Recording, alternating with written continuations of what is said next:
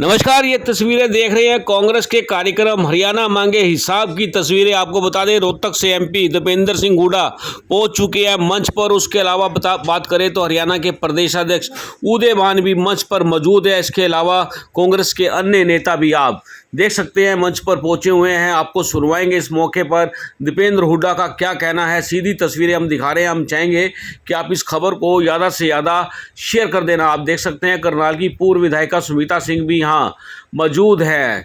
इसके अलावा आप देख सकते हैं और भी कई नेता कांग्रेस के जो यहाँ मौजूद हैं। भारी संख्या देखी जा रही है और हम चाहेंगे आप इस खबर को ज़्यादा से ज़्यादा शेयर करें।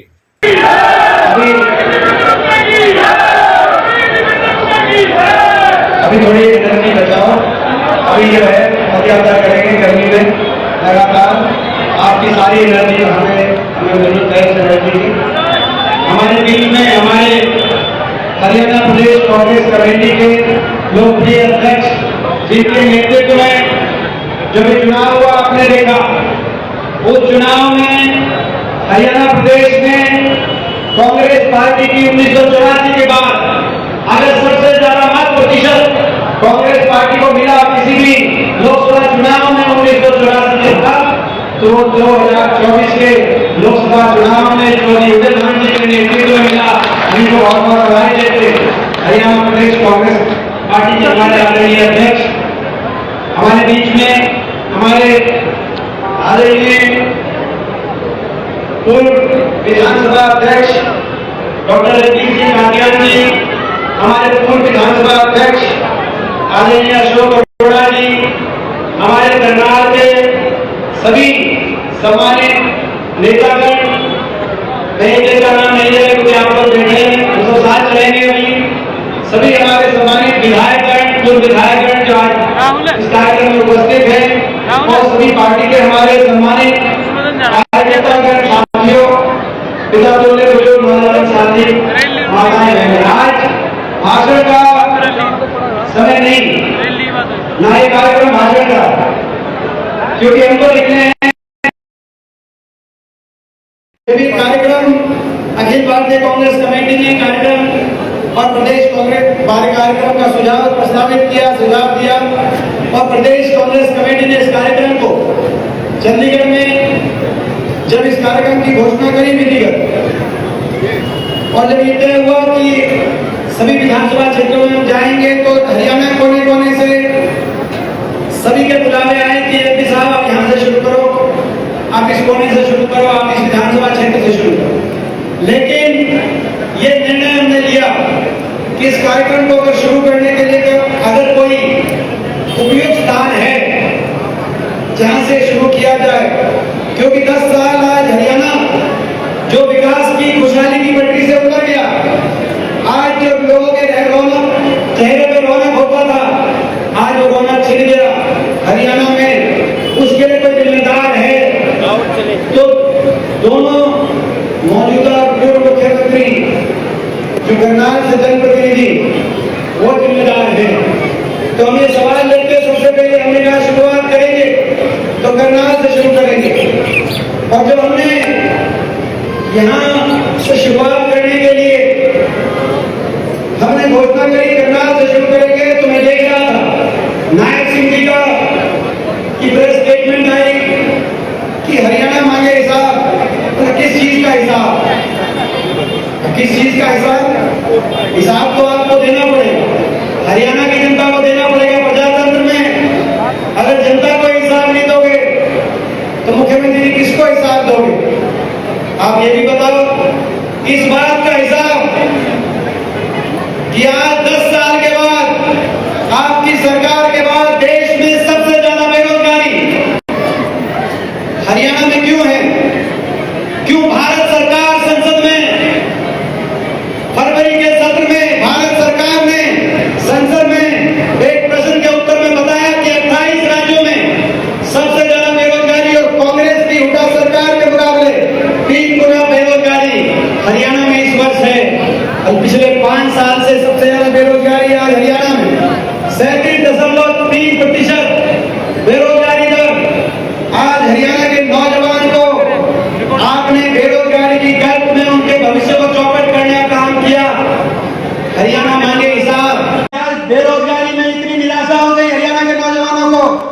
कि गांव के गांव खाली हो गए, विदेश की तरफ पलायन हरियाणा का नौजवान कर रहा है।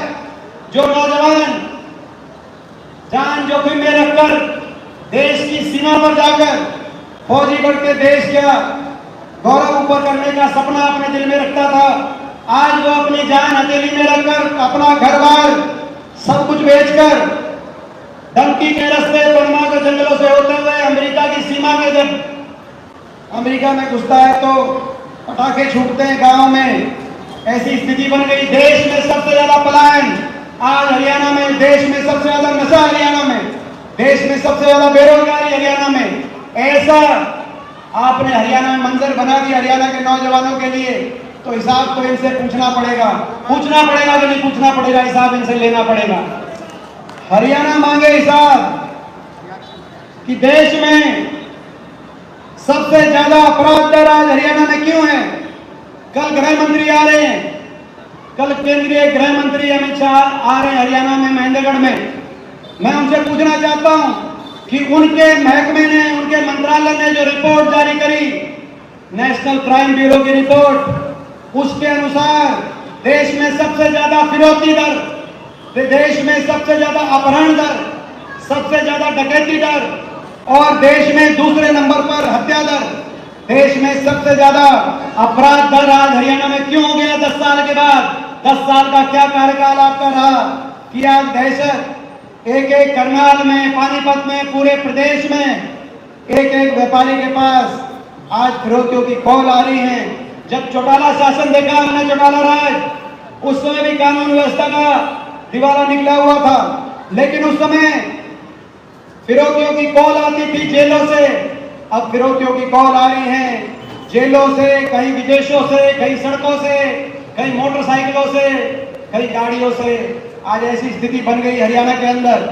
हरियाणा मांगे जवाब। आज देश में सबसे ज्यादा जन विरोधी पोर्टल, ये सबसे ज्यादा जन विरोधी पोर्टल हरियाणा में क्यों लागू किए गए। गरीब आदमी को तो आप जन सुविधाएं दो, उनके घर पे पहुंचकर उनकी सुविधाएं देने का आपको काम करना चाहिए था, लेकिन उनको कागजों में, पोर्टलों में, आईडियो में आपने उलझा दिया और इन आईडियो को भ्रष्टाचार का अपने केंद्र बनवा दिया। मैं पूछना चाहता हूं, जब अमित शाह कल आए तो ये बताएं, ये फैमिली आईडी और पहचान पत्र ये गुजरात में क्यों नहीं लागू है। गुजरात में आपकी सरकार, आप गुजरात मॉडल का काम करते हैं, नाम लेते हैं, गुजरात में तो लागू नहीं।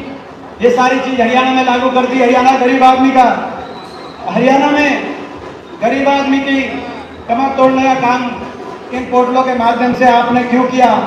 हरियाणा मांगे हिसाब। हरियाणा हिसाब मांगे कि आज भ्रष्टाचार एक के बाद एक घोटाले लगातार हरियाणा में, कहीं दाड़म खनन घोटाला, कहीं यमुनानगर खनन घोटाला, कहीं शराब घोटाला, कहीं मेट्रो रूट बदलाव घोटाला, अमृत योजना घोटाला, कहीं स्मार्ट सिटी का घोटाला। करनाल में भी हम देख रहे हैं स्टार स्मार्ट सिटी के नाम पर। आज हरियाणा भी हिसाब नहीं मांगता, करनाल भी हिसाब मांग रहा है। क्या हुआ स्मार्ट सिटी के नाम पर। आज बारिश हुई थी, शहर पानी से पानी भर गया पूरे शहर में, चारों तरफ जाम, एक भी पार्किंग नहीं बनी करनाल में। हरियाणा मांगे हिसाब। यार इतना भ्रष्टाचार कि डबल इंजन से बीजेपी और जेजेपी ने लूटने का काम किया, दुष्यंत चौटाला ने और बीजेपी के मंत्रियों ने। और लूटने के बाद जब गठबंधन टूटा इलेक्शन से एक पहले, तो बीजेपी वाले कह रहे हैं कि दुष्यंत चौटाला के घोटालों की जांच कराएंगे, और दुष्यंत चौटाला कह रहे हैं बीजेपी के घोटालों के राज बताएंगे। दोनों मिलकर लूट गए, इलेक्शन से पहले गठबंधन तोड़ गए, लोगों के बीच में आ गए। 5 साल तक आपको ना एक दूसरे घोटालों के राज नहीं पता थे, मिलजुल के आपने लूट लिया। हरियाणा मांगे हिसाब। हरियाणा मांगे हिसाब कि हरियाणा में हर वर्ग को सड़क पे क्यों आना पड़ा इन 10 साल में। हर वर्ग के साथ इतना अन्याय क्यों हुआ, हर वर्ग के साथ की इतनी अनसुनी क्यों हुई। देश के इतिहास में लिखा जाएगा, काले इतिहास में लिखा जाएगा कि एक सरकार थी हरियाणा में, बीजेपी की सरकार, जिस सरकार में छोटे छोटे स्कूल के बच्चों को धरने में बैठना पड़ा। 500 स्कूल बंद कर दिए, 5000 स्कूल बंद कर दिए, मर्ज कर दिए, 500 स्कूलों में धरने हुए। मैं खुद गया कई धरनों पे।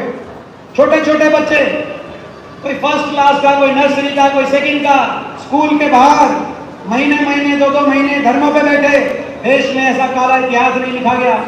स्कूल के बच्चों से लेकर हमारी बेटियों तक, जिनको दिल्ली जंतर मंतर पे जाकर न्याय के लिए धरना देना पड़ा और जिनको घसीटवाने का काम आज सरकार ने किया, आज तक उनको न्याय नहीं मिला है।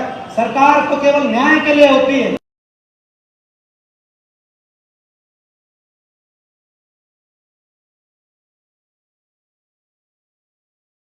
न्याय दिलाना सरकार का काम होता है।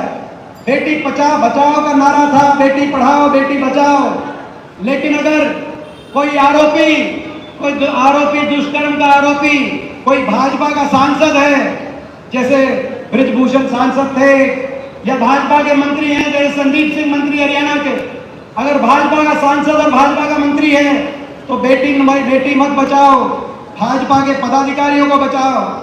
देश में कांग्रेस पार्टी की दूसरी बड़ी जीत मुझे के रूप में बहुत आशीर्वाद आपने दिया है। आज मैं समझता हूँ कि इतना जितना आशीर्वाद, वो जीत आपके मेहनत की जीत थी, आपके आशीर्वाद की जीत थी। मुझे पता है कांग्रेस के कार्यकर्ता पिछली बार भी थोड़ी कसर रह गई थी, तो 5 साल तक आपने उस बात को अपने मन में लिया कि इस बार जीत बड़ी होनी चाहिए। तो आज हरियाणा में तो मैं समझता हूँ कि मैं अपनी जिम्मेदारी मानता हूँ, जो आपने आशीर्वाद जो दिया है, मैं नहीं रुकूंगा जब तक हरियाणा के अंदर बदलाव नहीं हो। जब तक किसी ने पूछा कि आपका क्या लक्ष्य है, मेरा एक ही लक्ष्य है, हरियाणा बचना चाहिए, हरियाणा का भविष्य बचना चाहिए, हरियाणा के नौजवान का भविष्य बचना चाहिए, हरियाणा के किसान का सम्मान बचना चाहिए, हरियाणा की हमारी बेटियों का मान सम्मान बचना चाहिए, और हरियाणा में संविधान बचना चाहिए। हरियाणा में जय जवान जय किसान जय संविधान का वो नारा बचना चाहिए। ये संघर्ष है, परिवर्तन लाना संघर्ष है। इस संघर्ष के लिए जो कुर्बानी मुझसे होगी एक कार्यकर्ता के लिए, मुझे तो आपने बहुत बड़ा आशीर्वाद देकर लोकसभा में पहुंचा दिया। जो जितनी मेहनत होगी, जितनी कुर्बानी होगी, मैं देने को तैयार हूँ। और मैं आप सबसे कहना चाहता हूँ, ये 80 दिन का समय, 90 दिन का समय बचा है। 10,000 मीटर की रेस में हम आखिरी 80-90 मीटर में पहुंच गए, हम आगे हैं। लोकसभा चुनाव में भी भाजपा से ज्यादा मत प्रतिशत हमें मिला, भाजपा से ज्यादा विधानसभा सीटों पर बढ़त हमें मिली। लोकसभा चुनाव में हम आगे हैं, हम भाजपा से आगे हैं, काफी आगे हैं। लेकिन आखिरी 80 मीटर की जो रेस है, इस रेस में जो आगे निकल जाएगा 10,000 मीटर की दौड़ में, वो विजयी कहलाएगा। परिवर्तन लाना है तो मैं सभी साथियों से कहना चाहता हूँ कि हाथ से हाथ जोड़ो। जो आपने हाथ से हाथ जोड़ो कार्यक्रम में सफल किया था, हाथ से हाथ जोड़ना होगा, कंधे से कंधा मिलाना होगा। आपका जोश भी काम आएगा, आपका होश भी काम आएगा।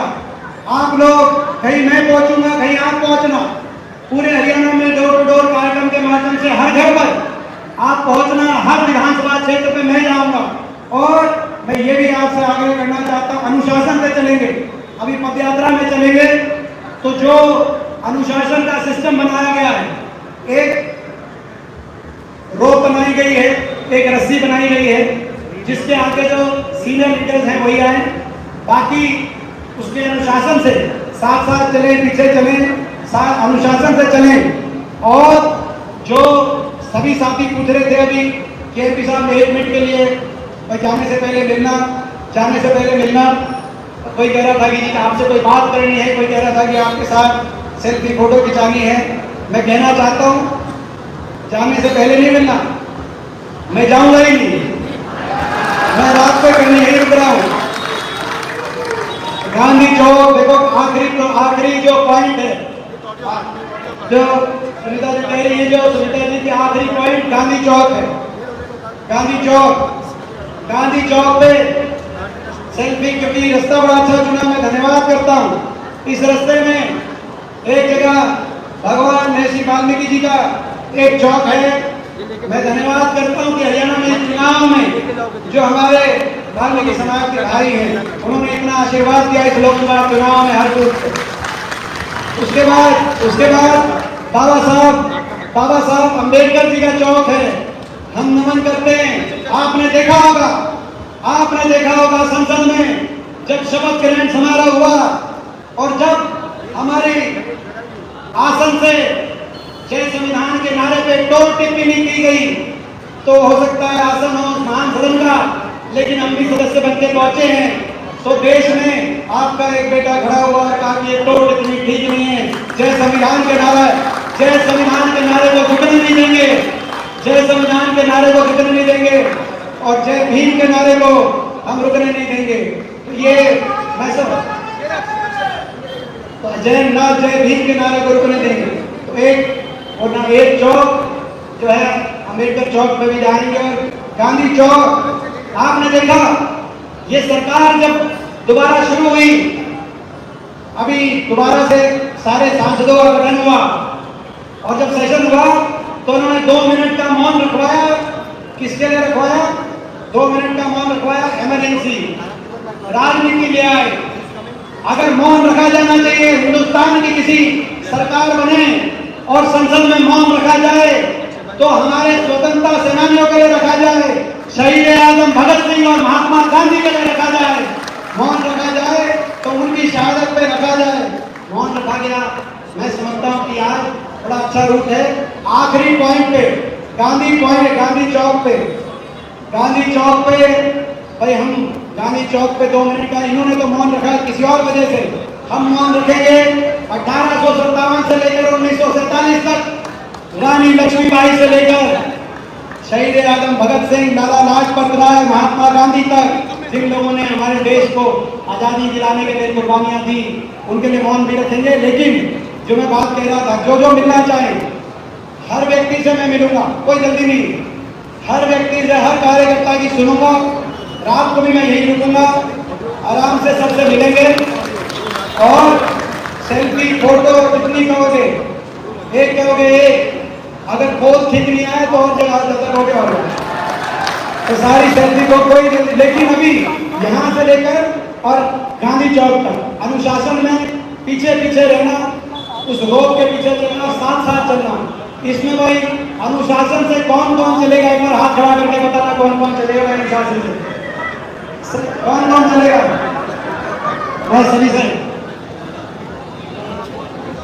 और भाई जो आप हैं यहाँ पर, जो हमारे नौजवान साथी दिव्यांशु गुजराला जी यहाँ लोकसभा के हमारे प्रत्याशी थे, उनको भी आपने बहुत आशीर्वाद दिया।